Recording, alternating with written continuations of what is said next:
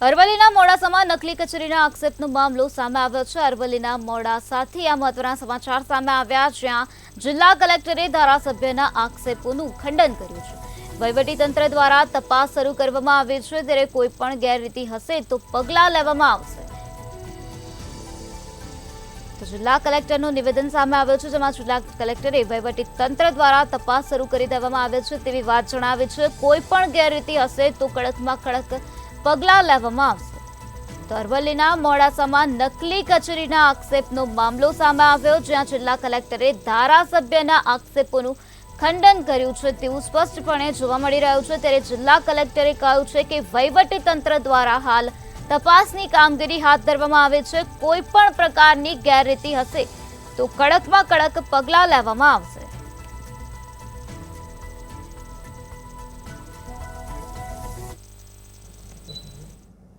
અમે માનનીય ધારાસભ્ય શ્રી બાયડનું અમારી ઓફિસમાં ફોન હતું કે એવી કોઈ નકલી કચેરીની આશંકા છે, તો તરત જ 5:15 વાગ્યા સુધી અમારા અધિકારી એમની ટીમ સાથે ત્યાં હાજર હતા। જે સ્થળ એમને અમે સૂચવ્યું, ત્યાં એમને ઊંડાઈપૂર્વક પંચનામા કર્યું છે। જે પ્રિલિમિનરી તપાસ હોય છે એમાં એમને પંચનામા કરીને જે ફાઇલો, સિક્કાઓ અને કાગળિયા, મેજરમેન્ટ બુક્સ જે પણ મળી છે એ બધા પોતાના કબજામાં લઈને અને અમે અત્યારે સીલ કરીને પંચનામા કરીને લોક એન્ડ કીમાં રાખ્યું છે।